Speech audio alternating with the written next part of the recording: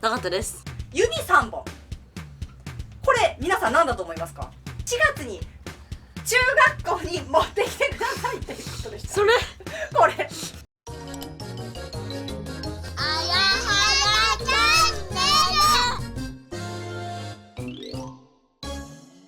皆さんこんにちは。あやはやチャンネルのあやです。今日ははい、あやさん先日中学校の半日入学ありましたよね。なかったです。はい、もう最初からぶった切られたんですけど、半日入学、中学校にお昼から行って学校の様子を見てくる、お話を聞いてくるっていうのがあるんですけど、今年はこの情勢、コロナのせいでウェブ半日入学っていうことで開催される予定だったね、自分の小学校で。なんですけど、その日どうやら中学校の方で閉鎖になってしまって、ウェブ入学すらできなくなってしまいました。ママたちも同じようにこうやってね、中学校に関する書類だけ提出して新しいものをもらって帰ってきました。なんか拍子抜けだよね。いろいろ聞きたいこととかママあったんだけど、まあしゃあないですよね、この女性なので。なんですけど、ちょっといただいたこういうね、中学校に向けての冊子があるので2人で見てたんだよね。そしたらあまりにもツッコミどころが多かったので、今日はねちょっとその話をしていきたいと思います。はい、せーの、レッツトライ。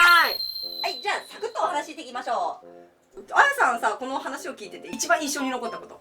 遅刻。遅刻の定義って皆さんどうでしょうかね。キンコンカンコンなる前に教室入ればいいやんっていう感じだと思うんですけど、道しるべに細かく書かれていました。遅刻とは指定の時間までに教室に入り、チャイムが鳴り始めた時にはカバンを片付けた状態で着席していないと遅刻とみなされますって書いてあります。しかもボーダーライン付きで。あやさんどう思ってた？最初は正門が閉まる。それね、正門が閉まるまでに入ったら OK みたいな。生徒会の人がガーって「遅刻ですよ!」って言って戸を閉めてるのをすごいね、漫画とかアニメで想像してたんだけど、実際は違います。着席してないとダメらしいです。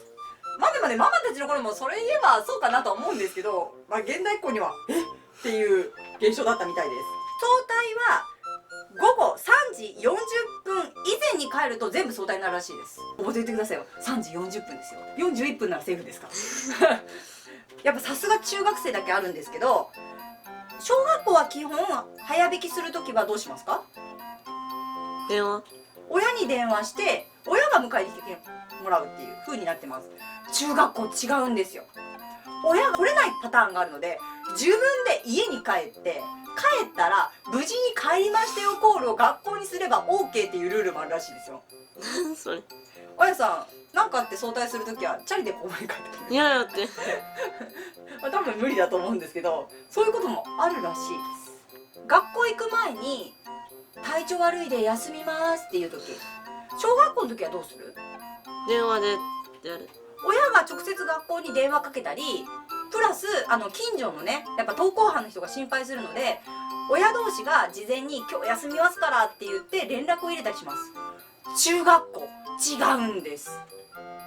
中学校は前日の夜7時からウェブで明日休みますって言って連絡入れれば OK。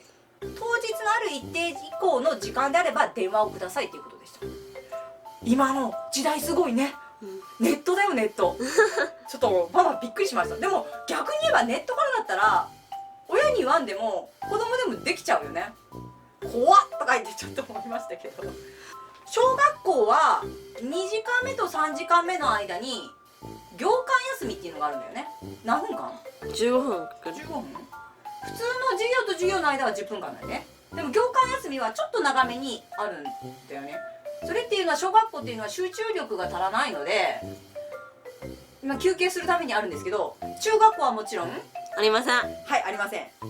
しかもあやさんびっくりしました。これ学校によって違うと思うんですけど、掃除の時間、あやさん見て一言「切ったな」とか言って言いましたけど、何があったんですか？月曜日しか掃除してない。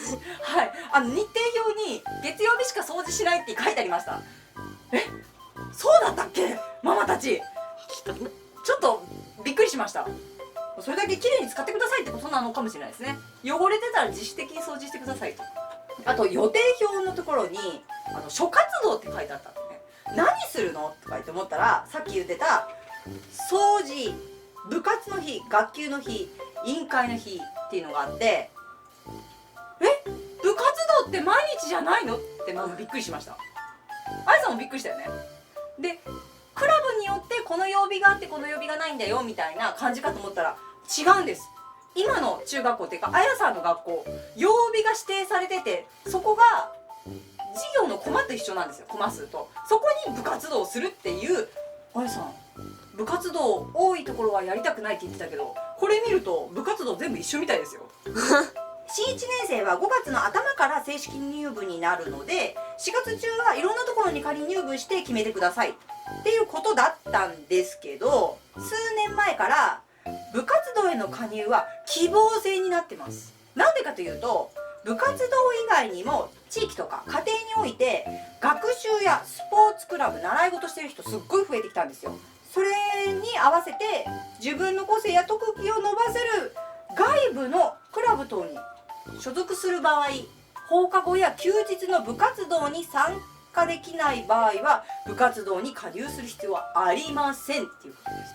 それ聞くとあやさん、部活動はいやー別になんかもういいんじゃねってないよね。ただ内申点にゴリゴリ響くんじゃないの。ゴリゴリ響くんだったら入るよ。入るよね。響かないんだったら別にやらなくてもいいかなっていうのはあやさんちょっと家好きなのであるかなって思います。もうね、いろいろね載ってるんですけど、基本的にはこれをやりなさい、これはダメですっていうよりかは、服装とかも服装を正し爽やかに着こなしてくださいとかって書いてあって、自分で判断してやりなさいっていうのがすごい多いです。髪の毛留めるゴムを小学校は色指定までありました。なんですけど中学校はゴムリボンは飾りのためでなく実用性のあるものであれば OK って言ってますよ。飾りじゃなくて止めれればいいから色は関係ないんですよ。ドピンクはめてっても文句は言われませんよ。ただ中学校らしい爽やかな服ですかってところにかかるかもしれないですけど、そういうのも本当にね、このやつを見る限りでも大きな成長かと思います。おっと、かのさんが来ました。じゃあここ座って待っといてください。いいですか？はい。あやさん、授業でもありましたよね。あはい、じゃあ行きます。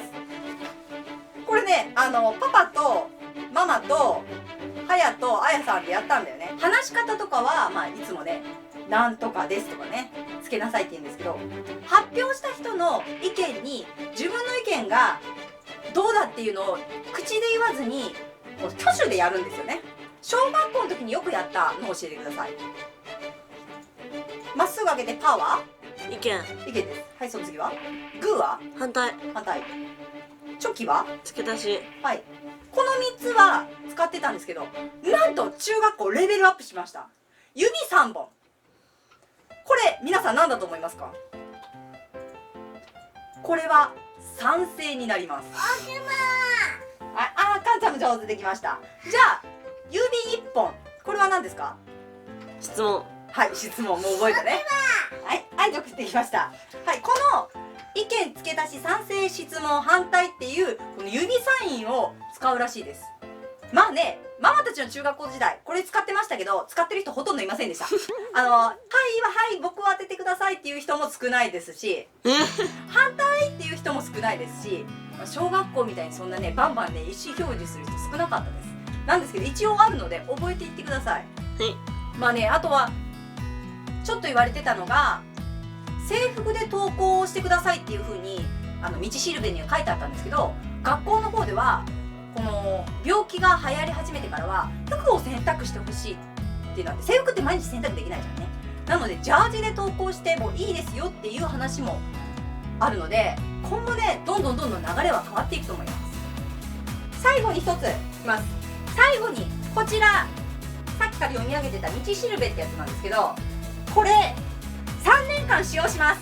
はい。4月に中学校に持ってきてくださいっていうことでした。それこれここ書いてあるこれ学校に持ってってくださいってことでした。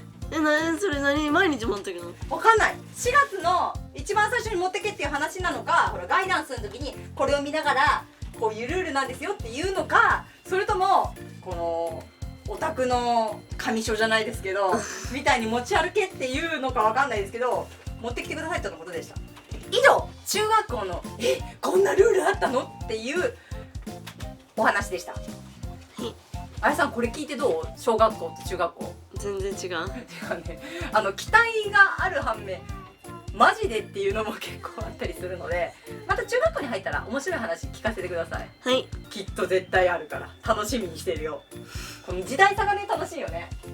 ママの時代とあやさんたちの時代のこの差がね。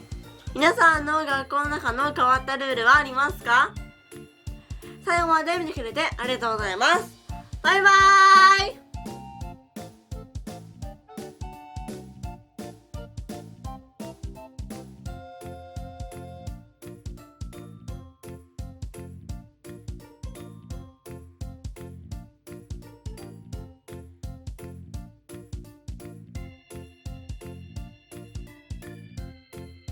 それにしてもすごいよ。それ持ってけってねこれ見た途端に笑ったもん4月中学校へ持っていきましょう